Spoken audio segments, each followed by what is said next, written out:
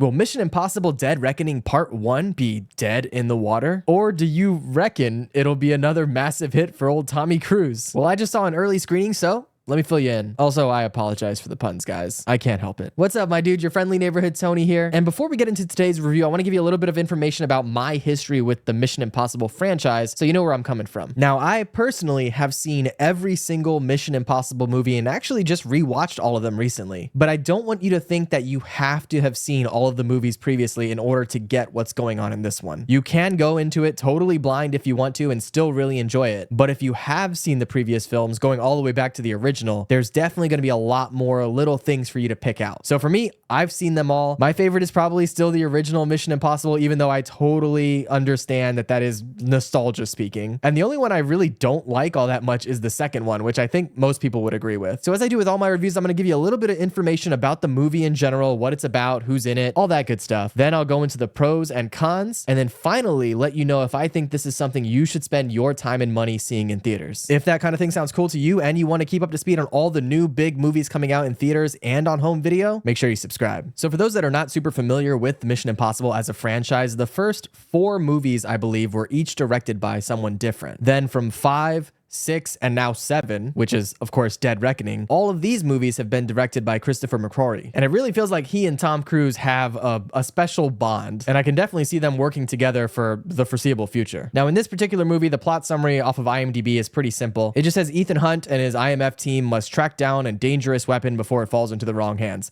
which is pretty much the plot summary for every Mission Impossible movie. But in this one, we're dealing with something a little different than what we faced before. And I'll get into that more when I get into the pros and cons. The movie, of course, stars Tom Cruise as Ethan Hunt, the main character in all the Mission Impossible movies. And beyond that, and kind of getting into the pros already, is the rest of the cast. This movie has an incredible cast all the way through, not a single weak link that I could find. Of course, there's Tom Cruise, who is still doing his thing at 60 years old. That's right, 60.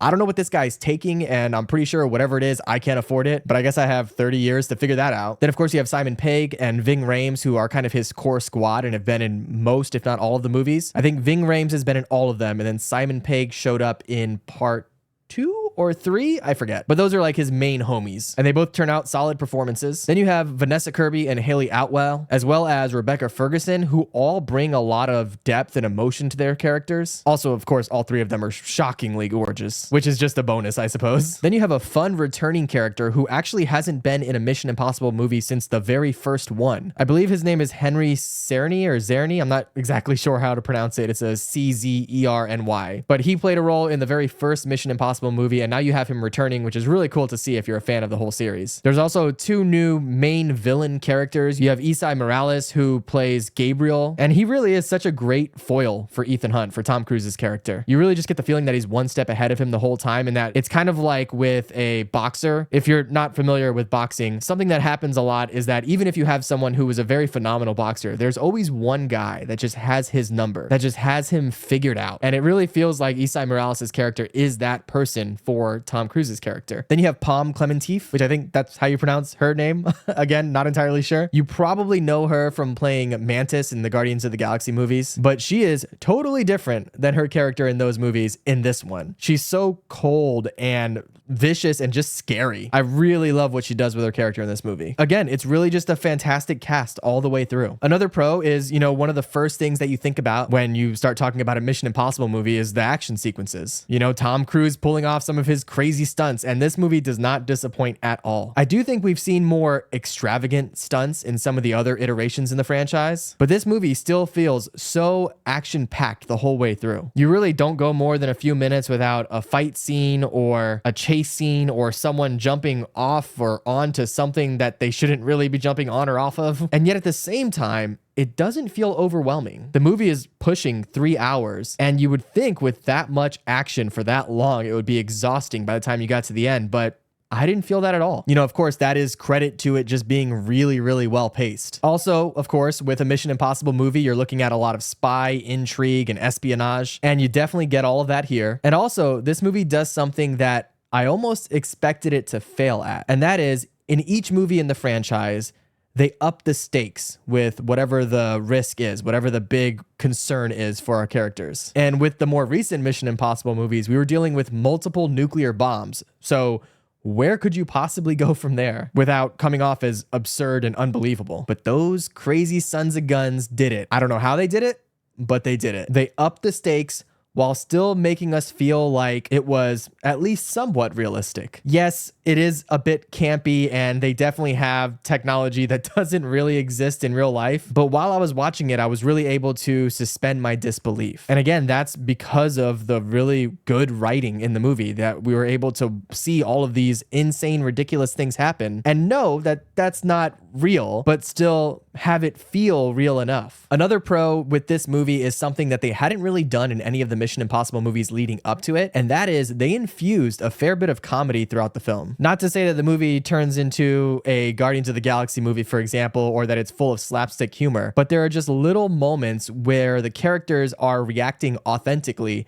to something completely absurd, and because of that, it's funny. There's a chase scene that we've seen in the trailers with Tom Cruise and Hayley Atwell, where they're both in this tiny little car driving around some European city. I forget exactly where. And some of the facial expressions on both Tom Cruise and Hayley Atwell are so funny because they're so real. And I just really appreciate that they were able to blend that in with this very serious concept of a film. So you're kind of getting more from this than you have from any of the previous. Speaking of comedy, and more specifically, speaking of that chase scene, there is a moment in this movie that is a straight up nod to Rush Hour, to the first Rush Hour movie with Jackie Chan. And I won't spoil exactly what it is. I want to see if you notice it when you see it. And if you've already seen the movie and you know what I'm talking about, let me know in the comments below. I want to see if anybody else caught it. And I don't know if they meant to do that nod to Jackie Chan and to Rush Hour, but to me, it was pretty clear. And if Tom Cruise, who is now this modern action megastar, is giving a nod to Jackie Chan in that way, I think that's fantastic. Another thing I want to touch on is the fact that this is a part 1 of 2, which means that, of course, the ending is going to be a little open so that we can move into the second part of the movie. And I feel like this past summer, really, we've been getting a lot of unfinished, incomplete part 1s of different franchises, whether it's with Spider-Man Across the Spider-Verse, which is a part 1, or Fast 10, which is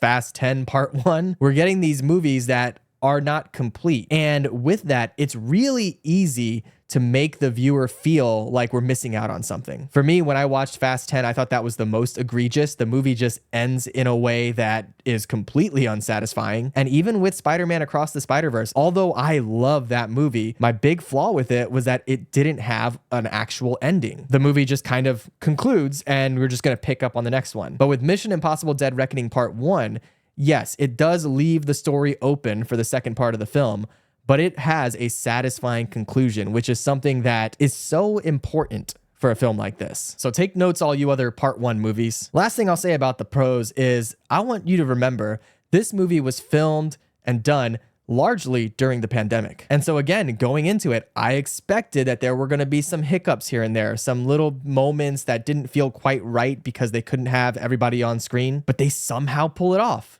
It is a miracle how good this movie is, truly. I feel like Tom Cruise and Chris McQuarrie knew that this movie was going to be incredibly important for the movie-going experience and for the cinema, for theaters, and for the movie industry. I feel like they took it very, very seriously and they nailed it. This is absolutely the reason to go to the theaters. This movie demands that you see it on the biggest possible screen you can see it on, in the best possible format, whether that's IMAX or Dolby Vision or whatever. If you're gonna watch Mission Impossible Dead Reckoning Part 1, you have to see it in the best way possible. Do not watch it on your iPad, unless of course you absolutely have to. So now we get to the cons. But before we do, I wanna let you know this video is sponsored by you. That's right, I didn't stutter. You're sponsoring this video just by watching it, so thank you. Of course, if you like what I'm doing here and you want to contribute a little bit more, maybe drop a comment below. Let me know your thoughts on Mission Impossible, whether it's this movie or the franchise as a whole. If you don't have anything to share, you can just click the little like button below the video. That really helps out as well. Finally, since I'm a tiny little channel and I don't really have sponsorships, if you want to join as a channel member, there's a link to that in the description box below. If you feel like throwing me a couple bucks a month, it just gives you more access directly to me. So if you do, I appreciate it. But for now,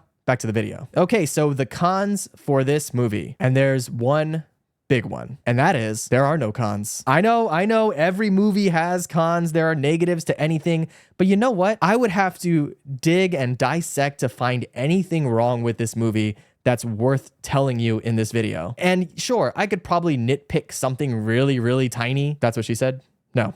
Anyway, I'm sure I could find something very small. God, you know what I mean. The fact of the matter is, this movie is fantastic. It's damn near flawless. And to sit here and be a negative Nancy and tell you all these tiny nitpicks with it, it would be doing a disservice really to you and to me and to the movie. So who do I recommend Mission Impossible to? Everyone. If you enjoy movies, well, you must because you're watching this. So that means that this is something that you should see. This is the reason why movie theaters exist. This is the entire growth of the film industry over the past 100 years has led to this moment. And I know that sounds crazy, but it's the truth. This is one of the best movies I've seen in a very long time. And if you want this kind of thing to continue to exist, if you want there to still be awesome blockbusters in theaters, then do yourself a favor and check this one out. But of course, these are all just my thoughts, my opinions. Let me know what you think in the comments below. Have you seen all of the Mission Impossible movies? Which one's your favorite? And if you've seen Dead Reckoning Part 1, did you like it as much as I did? Or did you have some real flaws with the movie? Whatever you think, let me know in the comments. I'd love to hear it. And of course, if you want to keep up to speed on all the big movies coming out in theaters and at home,